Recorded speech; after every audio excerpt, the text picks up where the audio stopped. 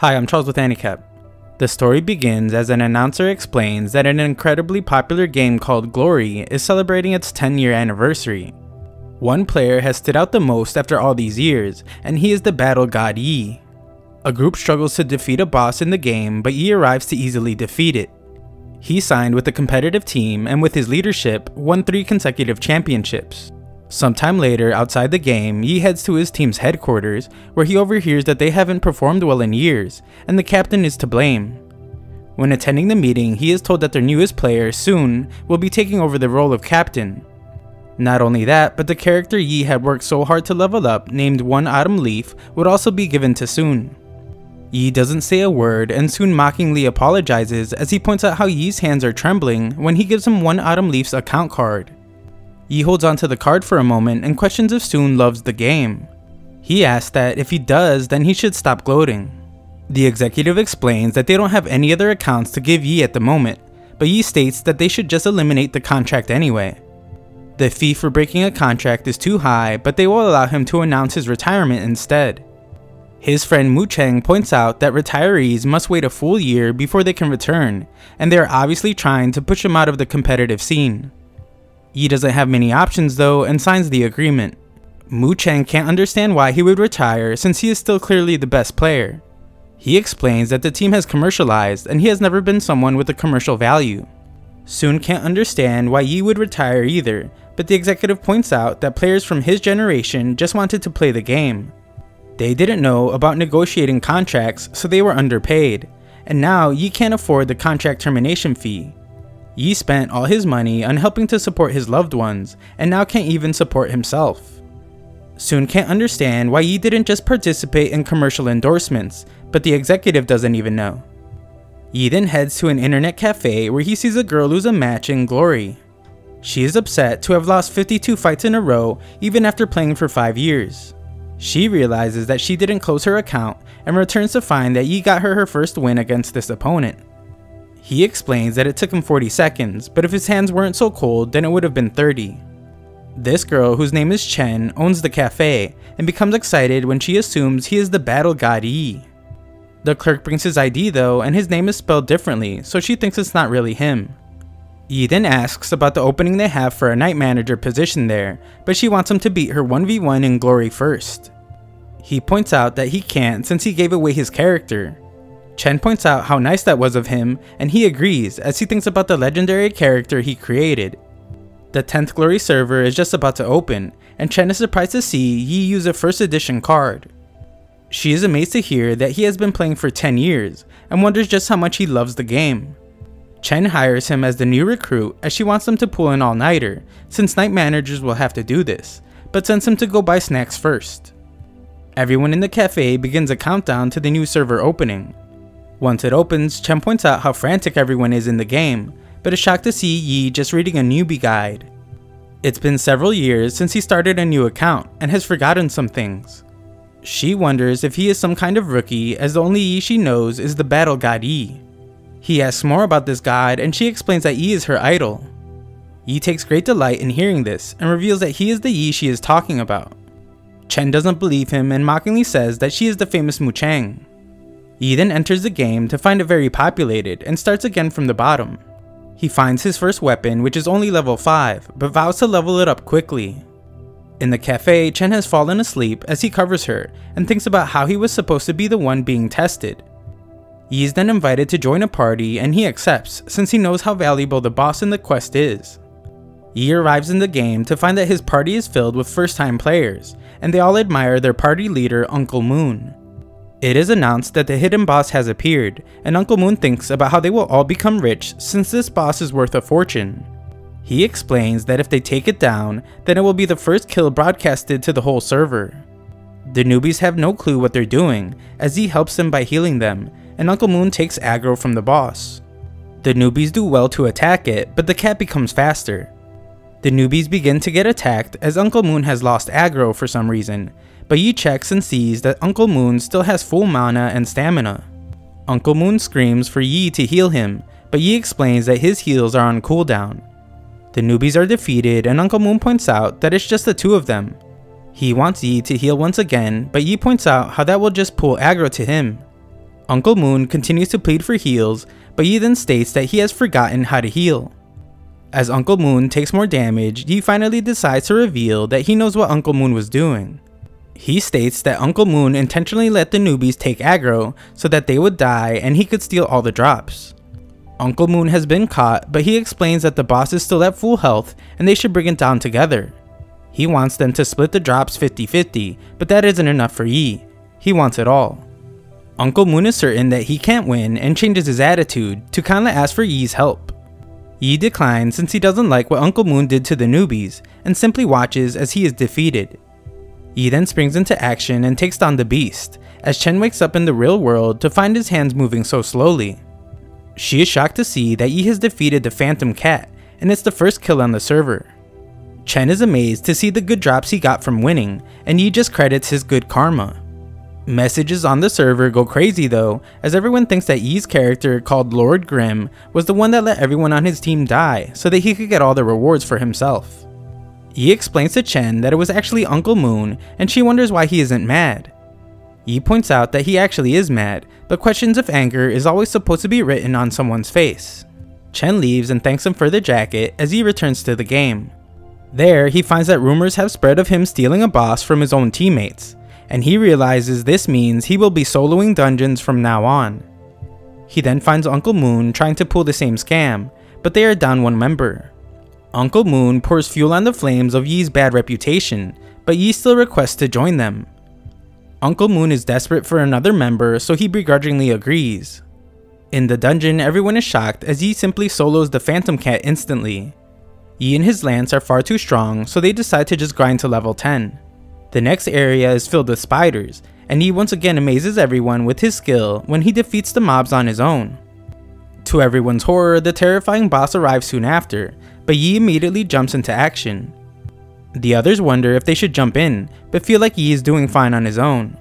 They are in awe as Yi is using skills that someone at his level shouldn't be able to do. Uncle Moon had planned to let Yi die, but is disheartened to see that that isn't going to happen. It is then announced to the entire server that the spider cave has been cleared for the first time, and all their names are revealed. A group nearby is furious as they were only 10 seconds away from being the first to clear the cave. They realize that the name Lord Grimm has already been announced twice by the server, and decide to investigate him. Yi's party admires his strength, but Uncle Moon proclaims that he will catch up to him soon.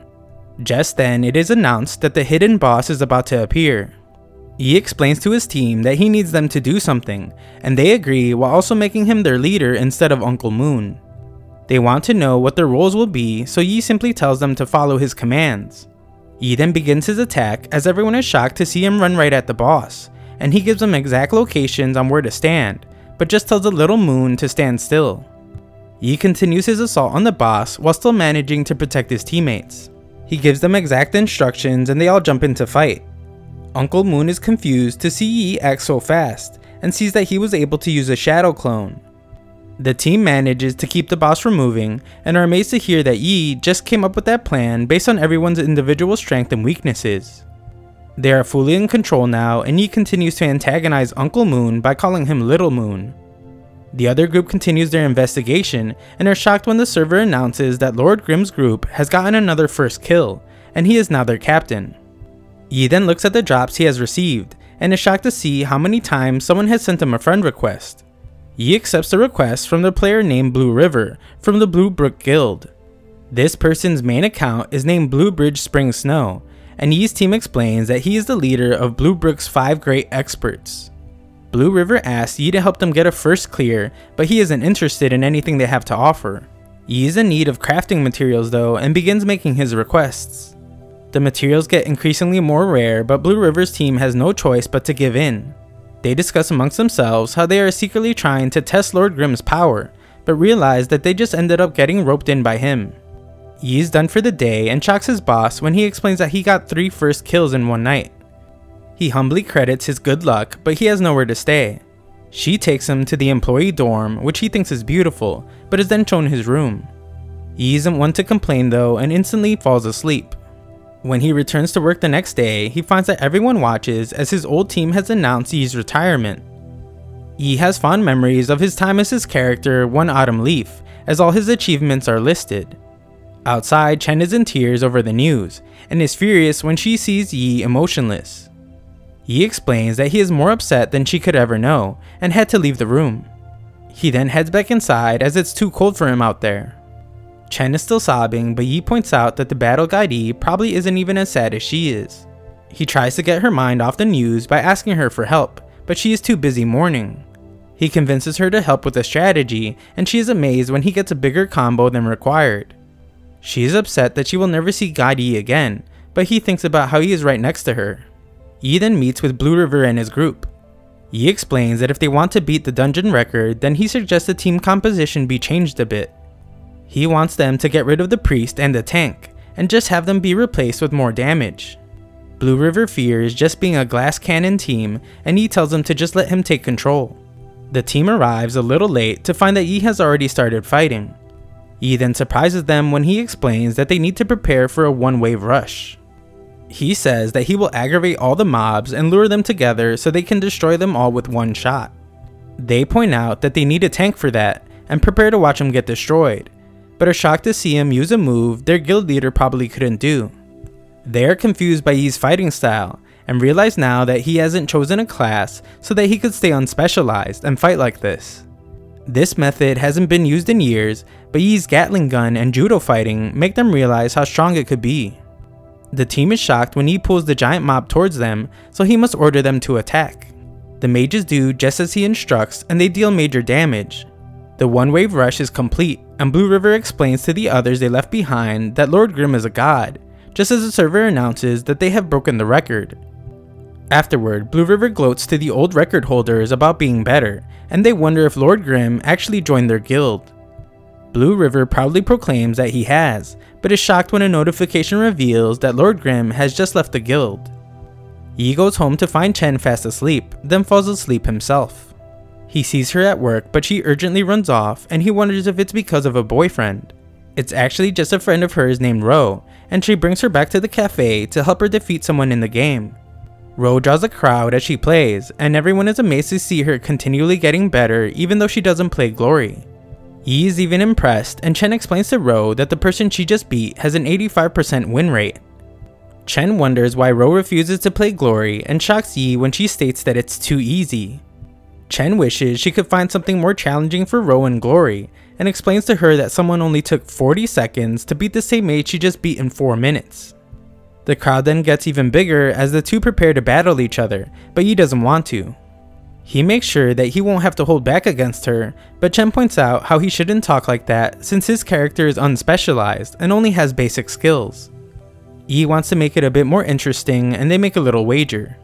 Their battle begins and everyone is amazed by Yi's strange movement and his umbrella-like weapon. Yi masterfully wields his weapon that is supposed to be a sword type, and Chen is shocked when it turns into a spear. Everyone is then surprised to see that it's also a Gatling gun, and realize now that it's the star of the 10th server, Lord Grimm. Every guild has tried to recruit him, but he has turned them all down. Yi is even able to summon pets, and all this convinces everyone that he must be cheating.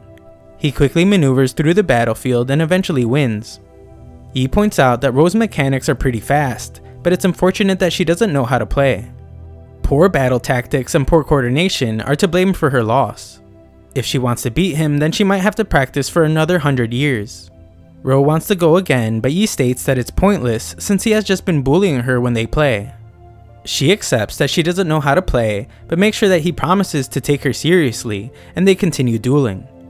She continues losing, but her competitive nature keeps her going. Ro wants to keep dueling, but Yi refuses to take more of her money. Chen asks that he stop taunting her, so he states that there aren't many in the game with better hand speed, but in terms of game knowledge, there are many. Chen thinks he's being too harsh and tries to cheer her up. Yi explains that Glory isn't just a game you can win with pure hand speed, and it isn't as simple as she thinks. He states that the money he won can be considered tuition, and she can ask him for advice whenever she needs. Chen is furious with Yi, but finds that she has gotten her wish when Ro asks for an account as she is finally ready to join Glory. Thanks for watching part 1, 3,000 likes and I'll know you want a part 2.